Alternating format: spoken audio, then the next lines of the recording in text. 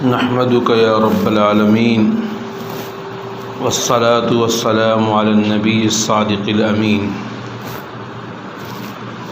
اما بعد اعوذ باللہ من الشیطان الرجیم بسم اللہ الرحمن الرحیم شہر رمضان الذی انزل فیہ القرآن ھدی للناس وبینات من الھدی والفرقان صدق اللہ العظیم۔ میرے محترم بزرگوں اور دینی بھائیوں، اللہ تبارک و تعالیٰ کا بہت کرم ہے، بہت احسان ہے کہ اللہ تعالیٰ ہم کو بار بار رمضان المبارک جیسی عظیم نعمت عطا فرماتا رہتا ہے۔ رمضان المبارک صحیح بات یہ ہے ان مہینوں میں سے ہے کہ رمضان المبارک کے اندر بندہ اپنی نیکیوں میں جس قدر اضافہ کرنا چاہے کر سکتا ہے، اور گناہوں سے ایسا رمضان المبارک میں چھٹکارے کا موقع ہے جیسے کوئی آدمی بہت زیادہ بدن پہ اس کے میل کچیل ہو اور وہ کسی تالاب میں ڈبکیاں لگائے اور خوب اچھا پانی بھی ہو تو جیسے اس کا میل کچیل بالکل صاف ہو جاتا ہے، ایسے ہی اللہ تبارک و تعالیٰ کی طرف سے ایک بہت بڑا انعام کے طور پہ رمضان المبارک آتا ہے کہ بندہ اپنے گناہوں سے اور میل کچیل سے بالکل صاف ہو جائے۔ وہ الگ بات ہے کہ ہم ایسے نعمت پانے کے باوجود اس نعمت سے فائدہ اٹھاتے ہیں یا اس نعمت کی ناقدری کرتے ہیں، یہ ہمارے اوپر ہے۔ اللہ کے پاک حبیب جناب رسول اللہ صلی اللہ تعالی علیہ وسلم جو کہ امام الانبیاء ہیں، امام الرسل ہیں، اور جن کی پوری زندگی نیکیوں میں ہی گزری۔ ایک بات یاد رکھیے گا کہ کوئی بھی نبی جو ہوتا ہے وہ معصوم ہوتا ہے، نبی سے غلطی سرزد ہو ہی نہیں سکتی۔ انسانوں کی جماعت میں صرف یہ انبیاء کرام ہیں جن سے غلطی نہیں ہوگی، اور رسول اللہ صلی اللہ تعالی علیہ وسلم تو نبیوں کی امام ہیں، رسولوں کے امام ہیں، تو آپ کو غلطیوں سے پاک رہنا، پاک ہونا اور نیکیوں کا آپ کی زندگی میں اضافہ، یہ کوئی ایسی بات نہیں ہے کہ جس کو بہت غور و فکر کے بعد سمجھ میں آئے گی۔ لیکن رسول اللہ صلی اللہ تعالی علیہ وسلم باقاعدہ رجب کے مہینے سے ہی دعا کرنے لگتے تھے، اے اللہ ہم کو رمضان تک پہنچا دیجیے، اے اللہ رمضان کی برکتوں سے لطف اندوز ہونے کا موقع دے دیجیے۔ حضور اکرم صلی اللہ تعالی علیہ وسلم کا یہ معمول تھا۔ رمضان المبارک کے اندر کیا کیا ہماری ذمہ داری ہوتی ہے، ہم اگر اس بات کو غور سے سمجھ لیں گے تو انشاءاللہ آنے والا رمضان ہماری نیکیوں میں اضافے کا بہت بڑا سبب بنے گا، اور ہمارے گناہوں کے چھانٹ دینے کا، گناہوں کے صاف کر دینے کا بہت بڑا ذریعہ بنے گا۔ لیکن اگر ہم نے لاپرواہی میں گزار دیا تو نہ معلوم پھر ہم کو رمضان نصیب ہو یا رمضان نصیب نہ ہو، یہ بات کوئی یقینی طور پہ نہیں کہی جا سکتی۔ اس لیے کہ آپ روز دیکھتے ہیں موت کے لیے کسی بندے کا بیمار ہونا ضروری نہیں ہے۔ ایسا نہیں کہ وہ بندہ سالوں سے بیمار تھا اس لیے وہ اس کا انتقال، نہیں، ایک آدمی اچھا خاصا ہمارے ساتھ چلتا ہے اور اس کے بعد اطلاع آتی ہے کہ وہ دنیا سے چلا گیا، ایک آدمی برسوں سے بیمار ہوتا ہے وہ باقی رہتا ہے، اس لیے کہ اللہ نے جو وقت مقرر کیا ہے اس وقت سے 1 سیکنڈ پہلے نہیں ہو سکتا اور 1 سیکنڈ بعد میں نہیں ہو سکتا۔ ابھی پرسوں کا واقعہ ہے، اس سے پہلے اسی تقریباً 1 ہفتہ کے اندر، 1 ہفتے 10 دن کے اندر 2 موت تو گاؤں میں ایسی ہوئی کہ صحیح بات ہے کہ کوئی سوچ بھی نہیں سک رہا تھا۔ ہمارے احسان بھائی مفتی ذیشان صاحب کے بھائی اپنی اہلیہ کو بیٹھا کر کے جا رہے تھے اپنی ساس صاحبہ کو دیکھنے کے لیے، وہ بالکل ٹھیک ٹھاک یہاں سے ان کو ناشتہ کرا کے لے کے نکلی ہیں، لیکن یہاں سے داؤد پور جاتے جاتے کیا پیش آیا کہ وہ گری وہیں اس کے بعد انتقال ہو گیا۔ وہ تو ایک مریض کو دیکھنے جا رہی تھی، ذرہ برابر کچھ احساس ہوتا کہ ان کی بیماری ہے تو وہ موٹر سائیکل سے لے کے نہیں جاتے، مطلب شبہ بھی نہیں تھا۔ ایسے ہی ماسٹر حکیم الدین صاحب کا واقعہ، وہ بیچارے اس جنازے میں موجود تھے، وہاں ملاقات بھی ہوئی، ہم لوگوں سے بھی ملاقات ہوئی، وہاں شریک رہے، لیکن 2-3 دن کے اندر سارا واقعہ ہو گیا۔ اس لیے کسی کو بہت زیادہ یہ سوچنا نہیں چاہیے کہ بعد میں ہم توبہ کر لیں گے، بعد میں ہم استغفار کر لیں گے، نہیں۔ حضور اکرم صلی اللہ تعالی علیہ وسلم سے کسی نے پوچھا کہ یا رسول اللہ، ہم بہت زیادہ عمدہ نماز کیسے پڑھیں؟ حضور سے نصیحت کی درخواست کیا صحابہ نے کہ یا رسول اللہ کوئی بہت مختصر سی نصیحت کر دیجیے۔ حضور نے جو مختصر نصیحت کیا تھا ایسے جامع الفاظ سے کیا تھا کہ کاش کہ ہر مسلمان اس کو اپنے سینے پہ لکھ لے۔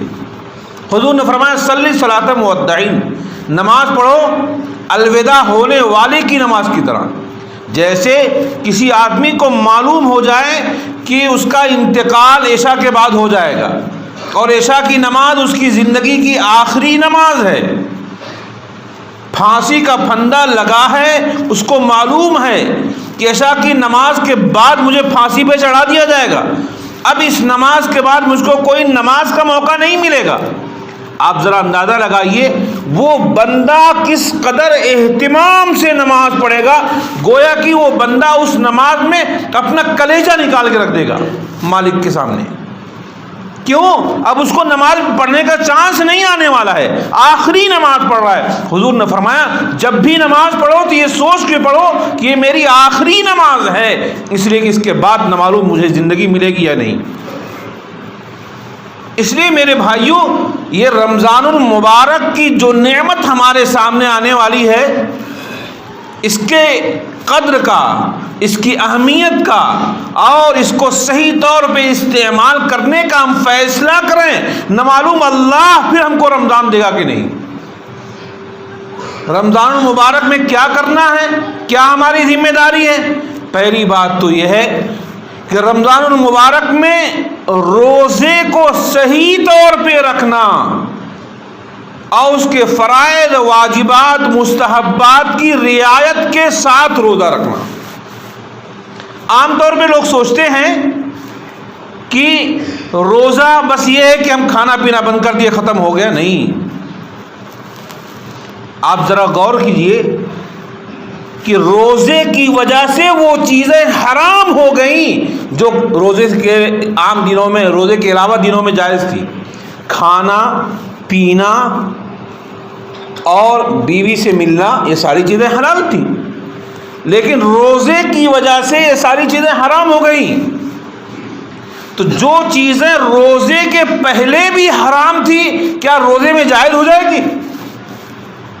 روزے کے پہلے بھی جو چیزیں ناجائز اور حرام تھیں، یہاں تو جائز چیزیں ناجائز ہو گئیں، حلال چیزیں حرام ہو گئیں۔ تو جو چیز پہلے ہی سے حرام تھی، غیبت کرنا، چغلی کرنا، دوسرے کی برائی کرنا، چوری کرنا، اپنے آنکھوں کا غلط استعمال کرنا، زبان کا غلط استعمال کرنا، یہ چیزیں تو پہلے ہی سے حرام تھیں، لہذا رمضان المبارک جب شروع ہوا تو ہم کو تو یہ سوچنا چاہیے کہ وہ مالک جس نے حلال چیزوں کو حرام کر دیا ہے، تو جو چیز پہلے سے حرام تھی اس کی طرف تو ہمارا ذہن بھی نہیں جانا چاہیے۔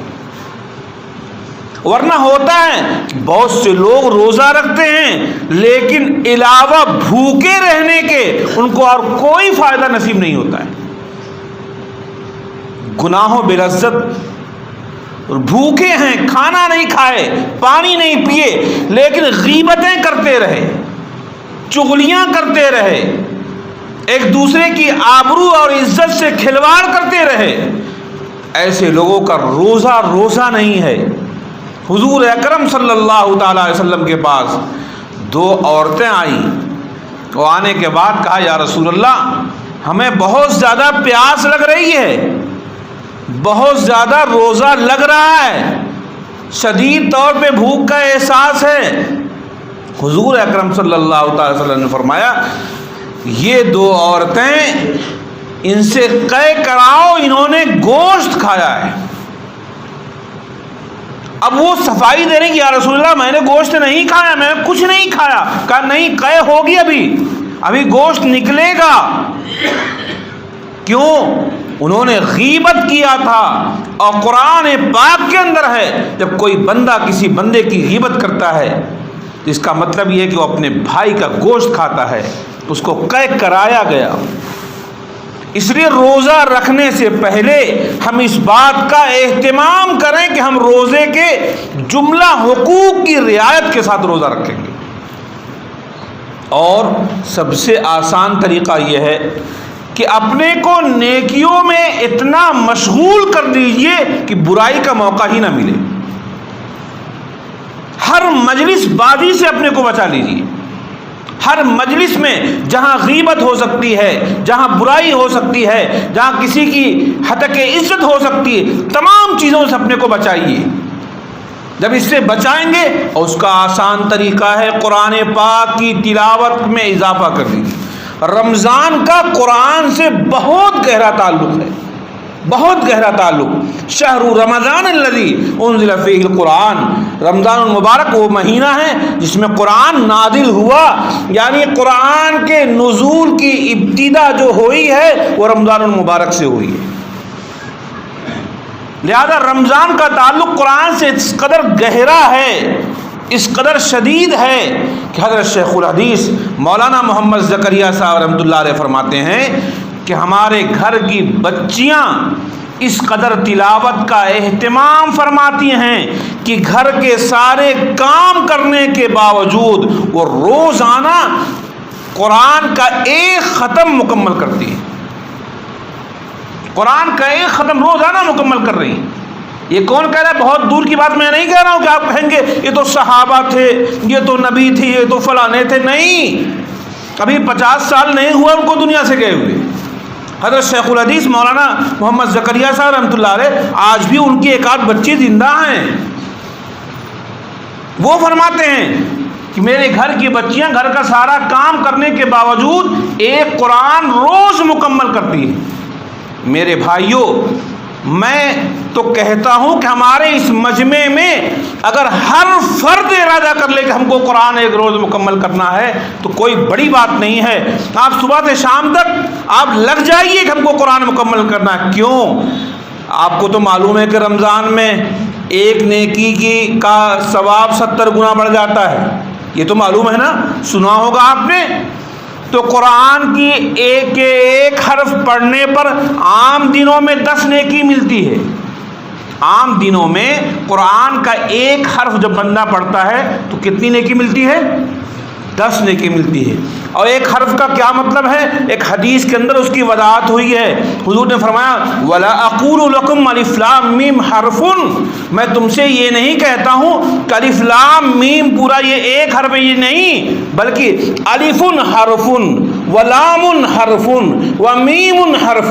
الف ایک الگ حرف ہے، لام ایک الگ حرف ہے، میم ایک الگ حرف ہے۔ لہذا کوئی بندہ جب عام دنوں میں الف لام میم کہتا ہے تو اس کو 30 نیکی ملتی ہے۔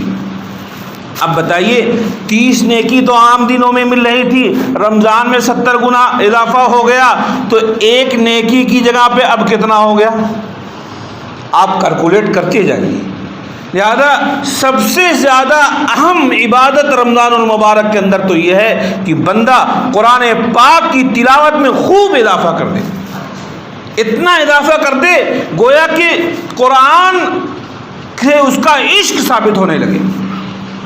جہاں بیٹھا ہے تو قرآن پڑھ رہا ہے، جہاں چل رہا ہے تو قرآن پڑھ رہا ہے، جہاں سے گزر رہا ہے تو قرآن پڑھ رہا ہے، گھر میں گئے تو وہاں قرآن کریم کا ماحول ہے، اور بچیاں قرآن کریم پڑھ رہی ہیں، بچے قرآن پڑھ رہے ہیں، بیوی قرآن پڑھ رہی ہے، یعنی ہر طرف قرآن کا ماحول ہو جائے۔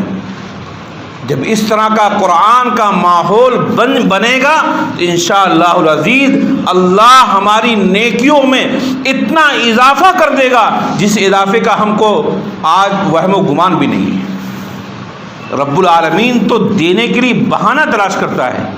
آپ نے دیکھا ہوگا رمضان المبارک میں تراویح جیسی ایک نعمت ملتی ہے، اس میں پورا قرآن سنایا جا رہا ہے۔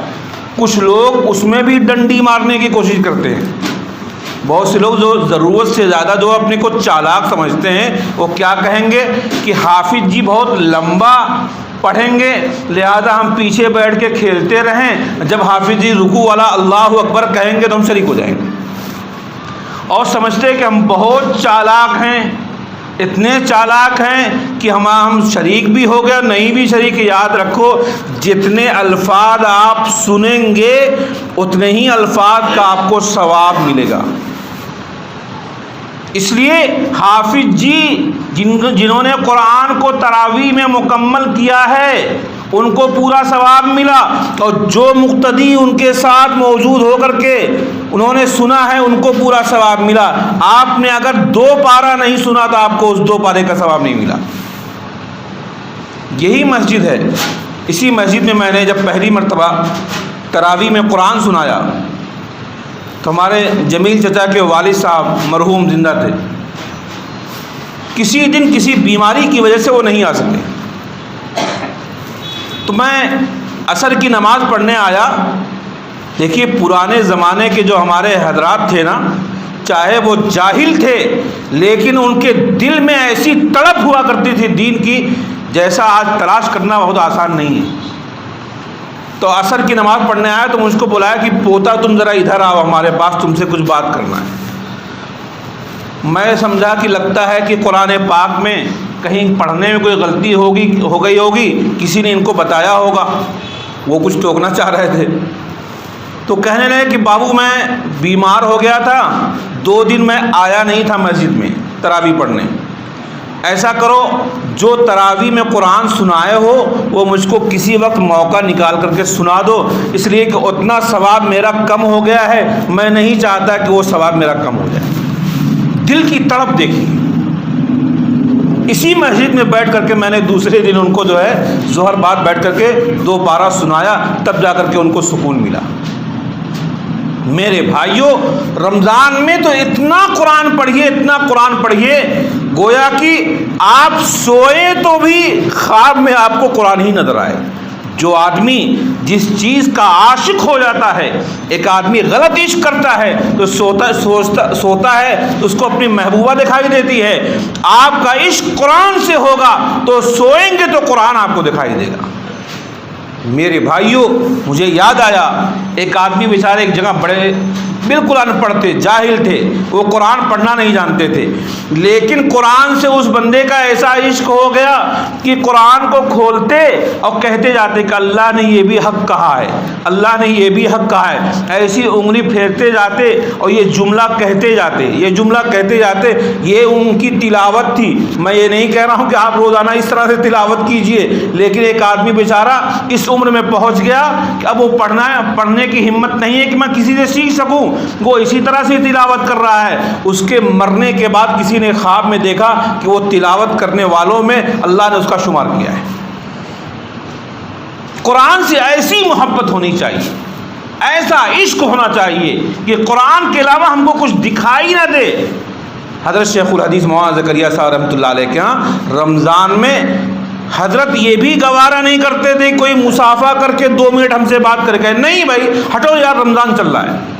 جیسے آپ کسی بہت مشغولیت میں ہو، مثال کے طور پہ کہ آپ کے ہاں پردھان منتری جی آ رہے ہوں اور آپ کے ذمے انتظام ہو، کوئی آدمی آپ سے حال احوال کہنا کہے گا ارے بھیا بعد میں کر لینا، چلو ایسا ہے بہت ہم مصیبت میں ہیں، بہت زیادہ مشکلات میں ہیں، بڑی پریشانی کا وقت ہے، ابھی پردھان منتری جی آنے والے، جیسے آدمی کو ہوتا ہے نا، ویسے حضرت شیخ رمضان میں کسی کے سلام کا جواب دینے کے بعد 1 منٹ گفتگو نہیں کرنا چاہتے تھے۔ حضرت ہٹو بھائی ہٹو، رمضان چل رہا ہے، رمضان چل رہا ہے، بالکل ہٹو میرے پاس وقت نہیں ہے۔ میرے بھائیوں اس طرح کا جذبہ ہونا چاہیے رمضان المبارک کے متعلق۔ دوسری بات میں آپ سے کہتا ہوں اور اپنے نوجوان بھائیوں سے کہتا ہوں، اس بات کا فیصلہ کرو کہ رمضان المبارک میں نیٹ والا موبائل ہم بالکل استعمال نہیں کریں گے۔ اس بات کا فیصلہ یہاں ہمارا ہر نوجوان بھائی کر کے اٹھے۔ کیوں کہ نیٹ والے موبائل میں لے کے پڑے ہیں، اگر ان کو کبھی موقع ملتا تھا کہ 1 پارہ کی تلاوت کرتے تھے، لیکن نیٹ کے موبائل میں میسج بھیجنے اور میسج پڑھنے میں اتنا وقت ہی نہیں ملا کہ وہ قرآن پاک کو کھول کے دیکھ سکے۔ اپنے گھروں میں پابندی لگائیے، اپنے گھر کی عورتوں سے کہیے کہ رمضان المبارک میں ضرورت کا فون تو استعمال کر سکتی ہو، کسی کوئی سبزی منگانا ہے، کوئی کام کرنا ہے، کسی کے لیے بات کرنا ضروری پڑ گیا، بات کرو، بس رکھ دو، کہو یہ کہو کہ رمضان چل رہا ہے، ہم اپنا وقت برباد کرنے والے نہیں۔ باقی بیٹھ کے میسج بازی، اور رمضان میں گزشتہ سال کچھ لوگوں نے ہم کو بتایا، میں تراویح پڑھا رہا تھا ایک جگہ، تو ایک صاحب نے بتایا کہ بغل میں جہاں آپ تراویح پڑھاتے ہیں اس کے پیچھے کچھ لڑکے بیٹھ کر مستقل نیٹ پہ جو ہے گندی فلمیں دیکھ رہے ہیں۔ میرے بھائیوں مسجد میں آ کے توبہ کرو، اللہ کے دربار میں رو گڑ گڑاؤ۔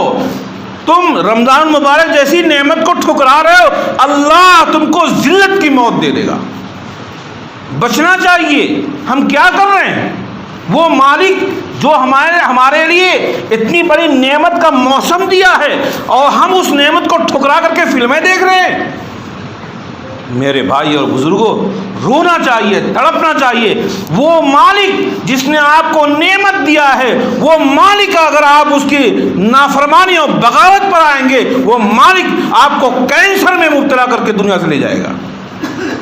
اللہ اس پہ قادر ہے، اس لیے بہت ڈرنا چاہیے، رمضان کا اہتمام کرنا چاہیے۔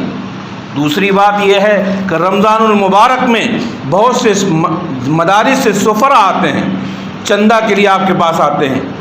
بہت افسوس ہوتا ہے، بہت سے لوگ بیچارے رمضان میں جھڑک دیا کرتے ہیں۔ ایک سفیر آپ کو پتہ ہے، مدرسے سے تعلق رکھنے والا جو سفیر آپ کے پاس آیا ہے وہ کون ہے پتہ ہے آپ کو؟ آنے والا یا تو عالم ہوتا ہے، آنے والا یا تو حافظ ہوتا ہے۔ آپ نے اس کی عزت کو داؤ پہ لگا دیا، جھڑک دیا، اور رمضان میں جھڑک دیا۔ میرے بھائیوں حدیث کے اندر آیا ہے، اتقوا دعوت المظلوم فإن ليس بينه وبين الله حجاب۔ مظلوم کی بد دعا سے بچو، اس لیے کہ مظلوم کی جو بد دعا ہوتی ہے اللہ اور اس بندے کے درمیان کوئی بیچ میں پردہ نہیں ہوتا ہے۔ کوئی حافظ صاحب آئیں، کوئی چندے والے آئیں، یہ چندے والے جو آپ کے پاس آ رہے ہیں آپ کی ذمہ داری تھی کہ آپ لے جا کر کے پہنچا دیں، ان کا تو احسان ماننا چاہیے تھا۔ آپ کے پاس 10 روپے ہے، آپ پیش کر دیجئے اور احسان کے ساتھ پیش کیجئے کہ آپ آئے ہیں، آپ کا شکریہ ہے۔ ان کے افطار کا انتظام کیجئے، ان کے سحری کا انتظام کیجئے، ان کے رہنے کا انتظام کیجئے۔ اصل میں ہوتا کیا ہے، آج تو میں اگر یہ کہہ دوں کہ 80% ہمارے مسلمانوں کا طبقہ صحیح طور پہ زکوٰۃ نہیں نکالتا ہے تو میری بات غلط نہیں، 80% طبقہ ہے۔ آپ کو پتہ ہے زکوٰۃ نکالنے کا کتنا سخت حکم آیا ہے؟ جو بندہ زکوٰۃ نہیں نکالتا اس کا مال کب تباہ ہو جائے کوئی گارنٹی کی بات نہیں۔ ایک سکھ تھا، کسی نے اس سے پوچھا کہ تم کہاں زکوٰۃ نکالتے ہو ہر سال، تم سکھ ہو، تمہارا کیا تعلق زکوٰۃ سے؟ کہا کہ نہیں، میں یہ جانتا ہوں مسلمانوں کے جو مولوی ہیں انہوں نے بتایا ہے کہ جو آدمی 2.5% زکوٰۃ نکالتا ہے اللہ 97.5% کی حفاظت کرتا ہے۔ اور جس دن سے میں نے نکالنا شروع کیا میرا یہ یقین اور پختہ ہو گیا میرا مال کبھی ضائع نہیں ہوا۔ کہنے لگا ایک مرتبہ ہمارا مال ایک ٹرک سے آ رہا تھا، وہ کہیں راستے میں ٹرک لٹ گیا اور اس کے بعد مجھ کو اطلاع ملی، وہ کمپنی والوں نے اطلاع کیا تو وہ ٹرک تو لٹ گیا ہے، کچھ سامان بچے ہیں۔ کہا جب میں وہاں پہنچا تو دیکھا کہ میرا جتنا سامان تھا سب باقی۔ کہا کیوں؟ جس مال کی حفاظت اللہ کرے گا دنیا کا کوئی ڈاکو اس کو ہلا نہیں سکتا ہے۔ میرے بھائیوں، یہ 2.5% اگر آپ زکوٰۃ نکال دیں گے آپ کے پورے مال کی حفاظت اللہ کرنے والا ہے۔ میں خیر آباد ہم لوگ پڑھتے تھے، خیر آباد مدرسہ ہے بہت بڑا، مفتی ذیشان صاحب، مولانا فیضان صاحب، مولانا طارق مسعود صاحب اور بہت سارے گاؤں کے ہمارے لوگ وہاں پڑھے ہوئے ہیں، مولوی ولی اللہ۔ تو وہاں ہم لوگ جب پڑھتے تھے تو ایک بات بہت عجیب ملی کہ وہاں جو مدرسے کا چندہ خیر آباد کے علاوہ دوسری جگہ سے نہیں ہوتا تھا۔ آج تک کوئی آدمی خیر آباد کا سفیر یہاں نہیں دیکھا ہوگا پوری۔ تو بعد میں ہم نے پتہ کیا آخر وجہ کیا ہے، معلوم ہوا کہ خیر آباد میں زکوٰۃ مسلمان اس قدر اہتمام سے نکالتے ہیں کہ کسی بھی آدمی کے گھر ایسا نہیں رہ جاتا کہ زکوٰۃ کی رقم پوری نہ نکلی ہو۔ اور نکالنے کے بعد مدرسے کا خرچہ اس وقت ابھی نادم صاحب نے بتایا کہ تقریباً 85 لاکھ روپے سالانہ خرچہ ہے مدرسے کا، لیکن صرف جو ہے گاؤں کے چندے سے مدرسہ چلتا ہے اور اس کے علاوہ گاؤں کے لوگ دوسرے مدرسوں کو بھی چندہ دیتے ہیں۔ میں خدائے پاک کی عزت و جلال کی قسم کھا کے کہتا ہوں، ہمارے گاؤں منگراواں میں جتنے لوگ ہیں، جتنے لوگوں کو اللہ نے مال دیا ہے، اگر یہ اپنے مال کا 2.5% نکال دیں پوری امانت داری کے ساتھ، پورے گاؤں میں کوئی غریب ایسا نہیں ملے گا جس غریب کی آنکھوں سے آنسو جاری ہو رمضان المبارک کے اندر۔ اب کوئی مدرسہ یہ قاسم العلوم نہیں، ایسے 10 قاسم العلوم منگراواں کے لوگوں کے ذریعے سے چل سکتے ہیں۔ لیکن ہوتا کیا ہے کہ سفیر آئے، ہاں 10 روپے لکھ لیجیے، لیکن وہ 10 روپے قسمت کا ان کو یہ بھی پتہ نہیں۔ ایک صاحب پوچھنے لگے کہ مولوی صاحب یہ مد کیا چیز ہوتی ہے؟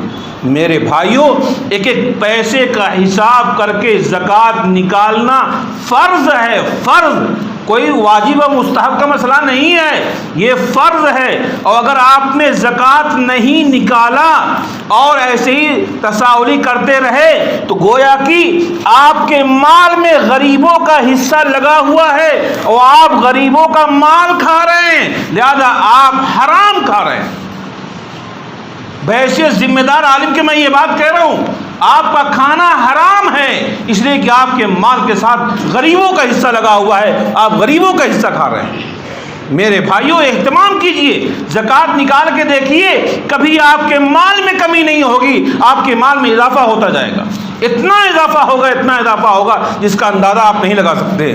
جب ایک سکھ نکال سکتا ہے زکوٰۃ اپنے مال کی حفاظت کے لیے، ہم تو مسلمان ہیں، 5 فریضہ ہے جس میں سے کوئی کمی ہوگی تو بندے کا ایمان مکمل نہیں ہوگا۔ لا الہ الا اللہ کہنا، نماز پڑھنا، روزہ رکھنا، زکوٰۃ دینا، حج کرنا، ان 5 فریضوں میں سے کسی فریضے میں کوئی نقص ہوگا تو ہمیں ہماری بخشش ہونے والی نہیں ہے۔ اس وقت جو عموماً زکوٰۃ فرض ہو رہی ہے باقاعدہ طور پہ آپ معلوم کریں گے تو تقریباً ابھی 3-4 دن پہلے کی بات ہے کہ 39,000 روپے یا 39,000 کا زیور جس کے پاس ہے، سونا، چونکہ عموماً کچھ سونے کا ہوتا ہے کچھ چاندی کا ہوتا ہے، تو مسئلہ یہ ہے کہ سونے اور چاندی دونوں کا زیور ہو اور اسی طرح سے کچھ پیسہ ہو تو چاندی والے نصاب کا اعتبار ہوتا ہے، اس لیے کہ اعتبار ہر اس نصاب کا ہوگا جس میں فقیر اور غریب کے لیے آسانی ہو، آسانی سے زکوٰۃ ہو جائے گی۔ تو 39,000 روپے جس کے پاس ہے اس کے اوپر زکوٰۃ فرض ہے، اسی اعتبار سے 39,000 میں سے آپ کو 2.5% نکالنا ہے۔ آپ اپنے پورے مال کا اندازہ لگائیے، اندازہ لگانے کے بعد سب کا 2.5% کر دیجئے اور اس 2.5% کو نکالیے، نکالنے کے بعد یہ سمجھیے کہ یہ مال میرا نہیں ہے۔ اور گاؤں میں جو غریب ہیں، جو محتاج ہیں، جو پریشان ہیں، جن کے گھر کوئی کمانے والا نہیں اور وہ پریشانیوں میں مبتلا ہیں، آپ ان سے رابطہ کیجئے، مدرسے والوں سے رابطہ کیجئے اور عزت کے ساتھ مدرسے والوں سے پیش آئیے۔ اگر آپ نے ایسا نہیں کیا اللہ کے یہاں پکڑ ہونے والی ہے۔ اللہ ہم سب کی حفاظت فرمائے۔ وآخر دعوانا الحمدللہ رب العالمین۔